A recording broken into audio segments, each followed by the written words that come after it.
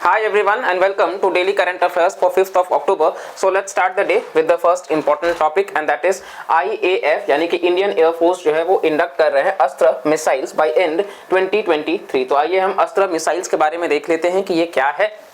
तो Indian air force ने place किया है 2 कॉन्ट्रैक्ट्स किसके साथ में, भारत डायनामिक्स लिमिटेड BDL के साथ में, ताकि जो इंडिजेनस अस्त्र बियॉन्ड विजुअल रेंज है, बियॉन्ड विजुअल रेंज मतलब एक जो हमारा दृष्टि मतलब जितना हम देख सकते हैं उसके भी आगे, तो ये बियॉन्ड विजुअल रेंज के बारे में है अस्त्र मिसाइल्स। और ये इंडिजेनस है मतलब कि हमारा स्वदेशी है, देश में ही निर्मित है। ये एयर टू एयर मिसाइल, सबसे अच्छी बात है कि आपको ये ध्यान रखना, एयर टू एयर, हवा से हवा में मारक क्षमता है इसकी। द फर्स्ट बैच जो है वो एक्सपेक्ट किया गया है कि इस वर्ष के ही अंत में देखने को आपको मिल जाएगा। तो ये है Astra beyond visual range air to air missile. ठीक है, स्टेटमेंट आपको कई बार आता है तो वो सरफेस टू सरफेस लिख देंगे या एयर टू सरफेस, सबको ध्यान रखना एयर टू एयर है और ये बियॉन्ड विजुअल रेंज है। नेक्स्ट हम बात कर लेते हैं, ये इंडिजिनसली है एयर टू एयर, ये पॉइंट तो हमने देख लिया है। और इसको डिजाइन किया गया है कि ये माउंट किया जा सके ना फाइटर एयरक्राफ्ट, मतलब जो फाइटर एयरक्राफ्ट होते हैं उस पर ये माउंट किया जा सके, इस प्रकार से इसको बनाया गया है। और साथ साथ में डिस्ट्रॉय कर सके ये हाईली मैन्यूवियरिंग सुपरसोनिक एयरक्राफ्ट। तो इवन अगर कोई बहुत ही बेहतरीन स्पेसक्राफ्ट भी मतलब माफी चाहेंगे एयरक्राफ्ट होगा तो उसको भी ये डिस्ट्रॉय कर पाएगा। और ये बनाया गया है ताकि फंक्शन कर सके अक्रॉस वेदर कंडीशंस, जैसा भी वेदर हो सब में ये कंफर्टेबली काम कर सके और दिन हो रात हो इस बात की समस्या नहीं होनी चाहिए। नेक्स्ट आप देखोगे तो डेवलपमेंट जो है वो ओवरऑल में एक डिफेंस सोर्स के अकॉर्डिंग मतलब कि बहुत जल्द कंडक्ट हो जाएगा। और अस्त्र जो है वो पूरी तरीके से सुखोई जो 30 MKI है उसी पे सक्सेसफुली मतलब टेस्ट फायर किया गया। और लाइट कॉम्बैट एयरक्राफ्ट तेजस जो है वो भी गोवा के कोस्ट में मतलब आपको देखने को मिल जाएगा। तो इस प्रकार से मतलब सारे मिलकर के भारत के डिफेंस सिस्टम को और बेहतर बना रहे हैं। अब इसमें डेवलपमेंट आप देखोगे तो DRDO जो है basically DRDL defence research and development laboratory और रिसर्च सेंटर इमारत RCI और बाकी भी लैबोरेटरीज हैं DRDO के जो एक साथ मिलकर के काम कर रहे हैं। ठीक है, और बाकी इसका सिग्निफिकेंस यही है कि ये भारत के पावर को और ज्यादा बढ़ाएगा, तेजस के क्षमता को और डिपेंडेंसी जो हमारा है इंपोर्टेड वेपन्स पर उसको कहीं ना कहीं कम करेगा। तो ये बहुत अच्छी बात है। इवन हम आत्मनिर्भर भारत की भी बात कर सकते हैं इसके तहत और डिफेंस इंडिजिनाइजेशन की भी बात हम कर सकते हैं। तो चलिए नेक्स्ट हम आते हैं करमन लाइन, जहां से स्पेस जो है वो शुरू होता है दरअसल। तो ये करमन लाइन बेसिकली इसके बारे में हम समझते हैं। तो बाउंड्रीज एक अपने आप में बहुत इंपॉर्टेंट रोल प्ले करते हैं साइंस में चीजों को डिफरेंशिएट करने के लिए और समझने के लिए, और उसमें से एक है करमन लाइन। अब ये क्या है जी, तो ये लोकेटेड है eight 100 kilometre above sea level. तो जो समुद्री सतह है उससे 100 किलोमीटर ऊपर के रेंज में आपको करमन लाइन देखने को मिल जाएगा। ये एक इमेजिनरी लाइन है जो डिमार्केट करता है अर्थ का एटमॉस्फेयर फ्रॉम स्पेस। तो इमेजिनरी है, ऐसा नहीं है कि कुछ आपको देखने को मिलेगा, और ये अर्थ के एटमॉस्फेयर से स्पेस तक में आपको ये मतलब देखने को मिलेगा। इसका प्राइमरी फंक्शन है separation between earth atmosphere and the vast expense of space. तो जो अर्थ का एटमॉस्फेयर है और जो स्पेस है इसके बीच का जो मतलब रीजन है यहाँ पर ये एस्टैब्लिश्ड है।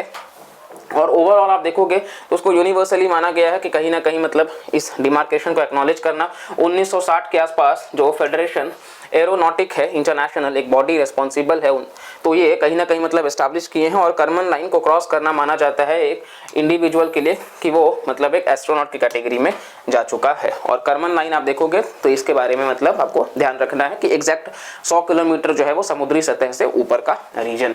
नेक्स्ट है Bihar cast survey data out. तो इसके बारे में भी कई सारा आर्टिकल्स आपको देखने को मिल जाएगा। Publication of Bihar cast survey data जो है वो स्पार्क करता है शार्प एक्सचेंजेस बिटवीन जो रूलिंग कोएलिशन है जनता दल यूनाइटेड और राष्ट्रीय जनता दल और ऑपोजिशन BJP इनके बीच में। तो चलिए इसके बारे में थोड़ा सा हम देख लेते हैं। OBC और EBC यानी कि अदर बैकवर्ड क्लासेस और एक्सट्रीमली बैकवर्ड क्लासेस कॉन्स्टिट्यूट कर रहे हैं more than 63% of the population of Bihar. बहुत बड़ी बात है, मतलब अगर इन्हीं दोनों को आप जोड़ दे रहे हो तो 63% से ज्यादा आबादी तो सिर्फ इनकी है बिहार में। और इसी के साथ साथ में बिहार का करंट पॉपुलेशन आप देखोगे तो OBC और EBC का आपको फिगर दिया गया है इस सेंसस के अकॉर्डिंग, तो इनको कंपाइल करके वो 63% बन रहा है। फॉरवर्ड कास्ट या जनरल कैटेगरी जो है वो महज 15.5% पर है बिहार में, और इसी के साथ साथ में 20% जो है वो SC और 1.6% ST है। ठीक है, तो इस प्रकार से विभाजन किया गया है। मंडल कमीशन जो है वो प्रेजेंट करता है अपना रिपोर्ट 1980 में। शेयर ऑफ OBC पॉपुलेशन को दर्शाया गया है एज अ होल 52% के आसपास है। और जिसमें हम बिहार में देख रहे हैं कि ओबीसी और ईबीसी को मिला के लगभग 63% है। अच्छा, कास्ट सेंसस के बारे में देख लेते हैं। तो ये socio economic and caste census है, SECC, मतलब सोशली और इकोनॉमिकली, और ये पहली बार कंडक्ट किया गया था 1931 में। आपको ये ध्यान रखना है, क्वेश्चन हो सकता है। फर्स्ट टाइम जो है वो 1931 में किया गया था। बाकी आप देखोगे तो ये हर भारतीय फैमिली के लिए है, जो भी रूरल या अर्बन इंडिया में है, इनका इकोनॉमिक स्टेटस क्या है, किस प्रकार से सेंट्रल और स्टेट अथॉरिटीज को मतलब एक साथ आने की बात करते हैं ताकि जो डेप्रीवेशन है उसको खत्म किया जा सके, परम्यूटेशंस वगैरह लगाया जा सके और कॉम्बिनेशंस, ताकि हर एक अथॉरिटी जो है वो एक गरीब या डिप्राइव्ड पर्सन को एग्जैक्टली डिफाइन कर सके और उस पर हम आगे विकास करा सके। और ये कहा गया है कि हर इंसान को स्पेसिफिक कास्ट के नाम से मतलब पूछा जाए ताकि गवर्नमेंट री इवैल्यूएट कर सके उन कास्ट के ग्रुप्स को और इकोनॉमिकली जो पिछड़े हुए हैं उनका भला किया जा सके। तो ये ओवरऑल आपको देखने को मिलेगा और ये 3 सेंसस कंपोनेंट्स में है, जैसे कि सेंसस इन रूरल एरिया को कंडक्ट किया गया डिपार्टमेंट ऑफ रूरल डेवलपमेंट के द्वारा, अर्बन एरिया वाला जो है उसको ministry of housing and urban poverty alleviation इसको दिया गया है, और वहीं कास्ट सेंसस जो है ओवरऑल वो मिनिस्ट्री ऑफ होम अफेयर्स के तहत है, रजिस्ट्रार जनरल ऑफ इंडिया और सेंसस कमिश्नर ऑफ इंडिया। और ये फर्स्ट पेपरलेस सेंसस है जो भारत में कंडक्ट किया जा रहा है इलेक्ट्रॉनिक डिवाइसेस में। तो ये 2011 का जो सोशियो इकोनॉमिक कास्ट सेंसस था वो दरअसल फर्स्ट ऑफ इट्स काइंड है, हालांकि पूरी तरीके से पब्लिश नहीं किया गया था, मतलब कास्ट डेटा को, SECC 2011 का। नेक्स्ट है एंटी माइक्रोबियल रेजिस्टेंस, AMR। तो इसके बारे में हम देख लेते हैं। ये जो anti microbial resistance research and surveillance network है, किसका, ICMR का, Indian council of medical research, इन्होंने रिलीज किया अपना एनुअल रिपोर्ट वर्ष 2022 का।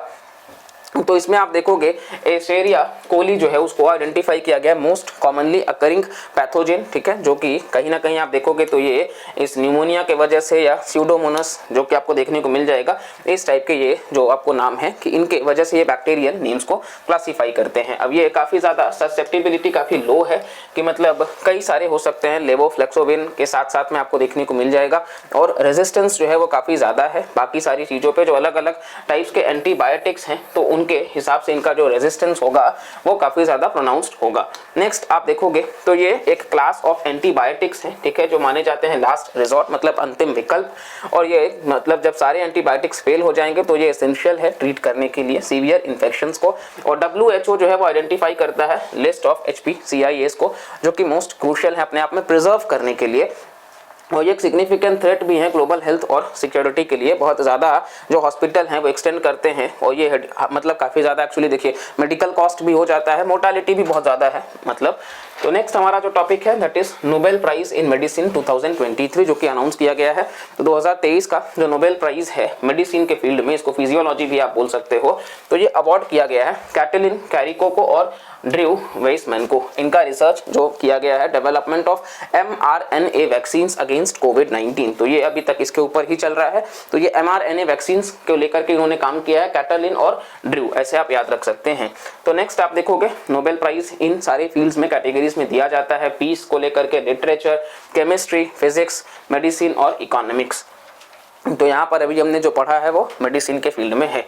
अब यहाँ पे कुछ चीज़ें आपको देखने को मिल जाएगा। तो किसके मतलब किसने इसको क्रिएट किया था, तो अल्फ्रेड नोबेल, और उन्हीं के नाम पे ये रखा गया है। Initially medicine, physics, chemistry, literature और पीस था, और हर अवार्ड में आपको 10 मिलियन क्रोनोर देखने को मिलेगा, यानी कि $900,000 के आसपास में। और ये हैंड आउट किया जाता है एक डिप्लोमा यानी कि एक सर्टिफिकेट और एक गोल्ड मेडल के साथ में। इकोनॉमिक्स अवार्ड जो है वो क्रिएट किया, मतलब नोबेल के द्वारा नहीं क्रिएट किया गया था, एक्चुअली ये स्वीडन का सेंट्रल बैंक है, उन्होंने क्रिएट किया था, ठीक है। तो ये थोड़ा सा यूनिक पॉइंट है कि इकोनॉमी का नोबेल के द्वारा नहीं, स्वीडन का सेंट्रल बैंक 1968 में करता है। अल्फ्रेड नोबेल की आप बात कर लोगे तो ये वेल्दी स्वीडिश इंडस्ट्रियलिस्ट हैं और इन्वेंटर भी हैं डायनामाइट के, अल्फ्रेड नोबेल, और इनका मृत्यु 1896 में हो गया था। और ये फर्स्ट अवार्ड जो है वो हैंड आउट किए थे 1901 में, इनके मतलब मरणोपरांत 5 साल बाद। ऑल्दो आप देखोगे तो 50 मतलब साल हो चुके हैं और इसको काफ़ी मतलब सीक्रेटिव रखा जाता है। बाकी कौन नॉमिनेट कर सकता है, तो जो एलिजिबल होगा, चाहे फिर वो यूनिवर्सिटी के प्रोफेसर्स हों, लॉ मेकर्स हों, इस प्रकार से जजेस जो हैं वो उसके नाम को मतलब चुनते हैं।